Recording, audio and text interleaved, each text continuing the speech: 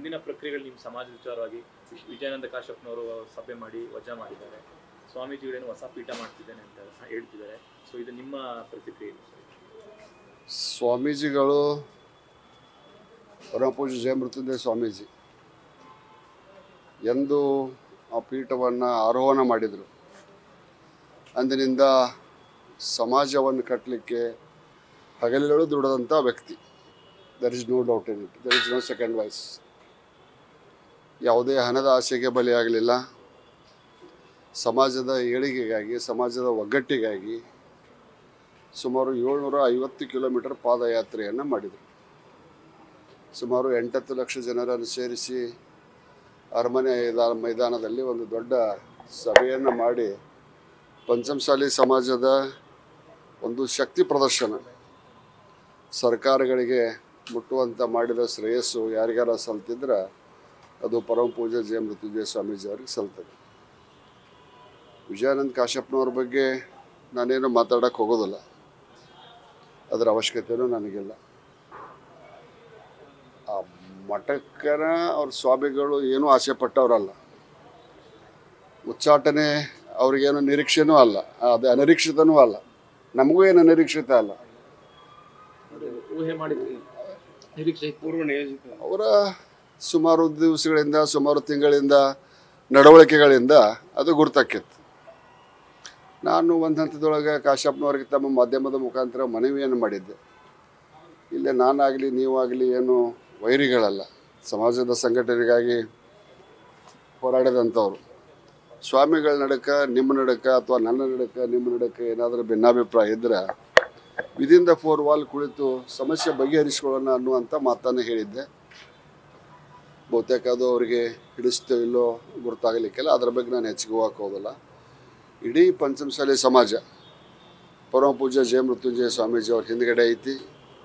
ನಾವು ಬಹುಶಃ ಶನಿವಾರ ದಿವಸ ನಾನಿರ್ಬೋದು, ಯತ್ನಾಳ್ ಇರ್ಬೋದು, ಶಿವಶಂಕರ್ ಇರ್ಬೋದು, ಅರವಿಂದ್ ಬೆಲ್ಲದ್ ಇರ್ಬೋದು, ಸಿದ್ದು ಸೌದಿ ಇರ್ಬೋದು, ಇನ್ನೂ ಹಲವಾರು ನಮ್ಮ AB ಪಾಟೀಲ್ ಇರ್ಬೋದು, ಹಲವಾರು ಸಮಾಜದ ಮುಖಂಡರು ಬಹುತೇಕ ಮೇ ಬಿ ಆನ್ ಸ್ಯಾಟರ್ಡೆ ಹೋಗಿ ಜಯಮೃತ್ಯುಂಜಯ ಸ್ವಾಮೀಜಿಗಳಿಗೆ ಭೇಟಿಯಾಗಿ ಮುಂದಿನ ನಡೆಗಳ ಬಗ್ಗೆ ತೀರ್ಮಾನ ತಗೊಂತೀವಿ. ಸ್ವಾಮಿಗಳಿಗೆ ಈಗಾಗಲೇ ನಾನು ಫೋನಲ್ಲಿ ಮಾತಾಡಿದ್ದೇನೆ.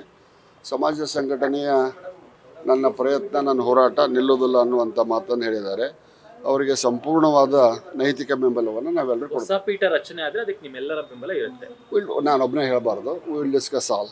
ಸರ್, ಮತ್ತೆ ಇನ್ನೊಂದು ಕಡೆ ಯತ್ನಾಳ್ ಅವರು ಹೇಳ್ತಾರೆ ಬಸವಣ್ಣ ಲಿಂಗಾಯತ ಧರ್ಮವನ್ನು ಸ್ಥಾಪನೆ ಮಾಡಿಲ್ಲ ಅನ್ನೋದು. ಇದಕ್ಕೆ ಜಯಮೃತ್ಯುಂಜಯ ಸ್ವಾಮೀಜಿ ಅವ್ರ ಬಗ್ಗೆ ಪ್ರಶ್ನೆ ಕೇಳಿರಿ, ಅದಕ್ಕೆ ಉತ್ತರ ಕೊಟ್ಟಿದ್ದೀನಿ. ಜಾತಿ ಗಣತಿ ವಿಚಾರವಾಗಿ ಸರ್, ಈಗ ಗಣತಿ ಪ್ರಾರಂಭವಾಗಿದೆ. ಒಂದ್ ಕಡೆ ಅವ್ರು ಹೇಳ್ತಾನೆ ಜಾತಿ ಗಣತಿಯಲ್ಲಿ ಅಂತ, ಆದ್ರೆ ಕಾಲಮಲ್ಲೆಲ್ಲ ಜಾತಿಗೆ ಸಂಬಂಧಪಟ್ಟಂಗಿದೆ. ಬಿಜೆಪಿ ಕೂಡ ಇದನ್ನ ಆಗ್ರಹ ಮಾಡಿದ್ದು ಮುಂದೂಡಬೇಕು ಅನ್ನುವಂಥದ್ದು. ಸೊ ನೋಡೋಣ, ಇವತ್ತು ಹೈಕೋರ್ಟ್ನಲ್ಲಿ ಬರ್ತಾ ಇದೆ. ಹೈಕೋರ್ಟ್ನಿಂದ ಬಹುತೇಕ ನ್ಯಾಯ ಸಿಗ್ಬೋದಾದಂಥ ವಿಶ್ವಾಸ ಇದೆ. ಬಟ್ ಇದು ಯಾವ ರೀತಿಯ ಸರ್ಕಾರ ಅನ್ನೋದು ನನಗೆ ಅರ್ಥ ಆಗೋಲ್ದು. ಒಮ್ಮೆ ಜಾತಿ ಗಣತಿ ಅಂತಾರ, ಒಮ್ಮೆ ಶೈಕ್ಷಣಿಕ ಸಾಮಾಜಿಕ ಸಮೀಕ್ಷೆ ಅಂತಾರ. ಇದುವರೆಗೂ ಇವ್ರ ಕಡೆ ಡಾಟಾನೇ ಇಲ್ಲ. ಏನು ಈ ರೀತಿ ಸರ್ಕಾರ ನಡೆಸಿದ್ರೆ ನನಗನ್ನಿಸುತ್ತದೆ ಸರ್ಕಾರದ ವಿರುದ್ಧ, ಮಾನ್ಯ ಮುಖ್ಯಮಂತ್ರಿಗಳ ವಿರುದ್ಧ ಒಂದು ವಿರೋಧಿ ಅಲೆ ಏನು ಕ್ರಿಯೇಟ್ ಆಗಾಕತ್ತೈತಿ within the party and outside the party.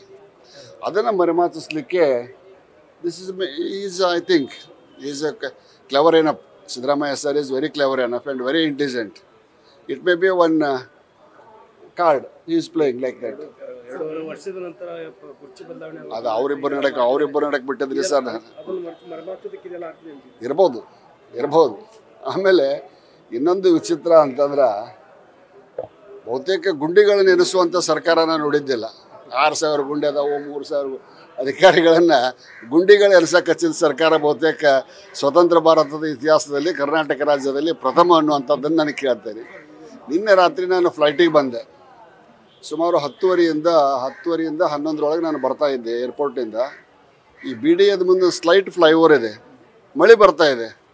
ಅವಾಗ ಆಸ್ಫಾಲ್ಟ್ ಮಾಡ್ತಿದ್ರು, ಅವಾಗ ಗುಂಡಿ ತುಂಬ್ತಿದ್ರು. ನಿಲ್ತದಾನ ಮಳೆ ಒಳಗೆ ಗುಂಡಿ ಡಂಬರ್ ನಿಲ್ತದಾನ? ಪ್ರತಿದಿನ ಮಳೆ ಬರ್ತಾ ಇದೆ. ಹಾಂ, ಅಲ್ಲ ಅಂಥದ್ರೊಳಗೆ ಅಧಿಕಾರಿಗಳಿಗೆ BBMP ಅಧಿಕಾರಿಗಳಿಗೆ ಅಷ್ಟು ಪರಿಜ್ಞಾನ ಇಲ್ಲ. ಮಳೆ ಬರುವಂಥ ಹೊತ್ತೊಳಗೆ ಅದು ಒಂದು ರೋಡ್ ಜಾಮ್ ಮಾಡಿ, ಒಂದು ರೋಡ್ ಬ್ಲಾಕ್ ಮಾಡಿ, ಸ್ಲೈಟ್ ಫ್ಲೈಓವರ್ ಇದೆ ನೋಡಿ, ಒಂದು ಬ್ರಿಡ್ಜ್ ಟೈಪ್ ಇದೆ BDAದ ಎದುರಿಗೆ, ಅಲ್ಲಿ ಗುಂಡಿ ತುಂಬ್ತಾ ಇದ್ದಾರೆ. ರಾತ್ರಿ.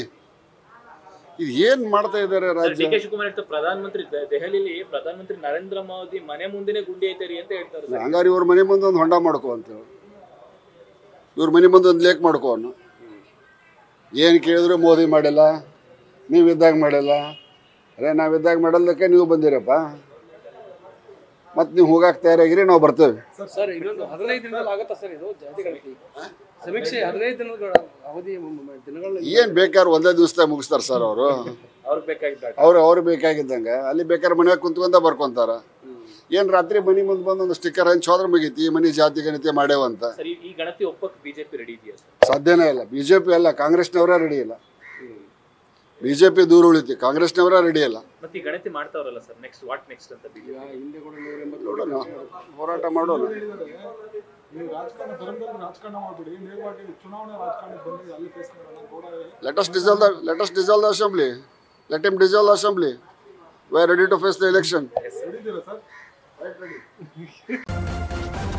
ನ್ಯೂಸ್ ಫಸ್ಟ್ ನಿರ್ಭೀತಿಯಿಂದ ನಿಮ್ಮ ಪರವಾಗಿ.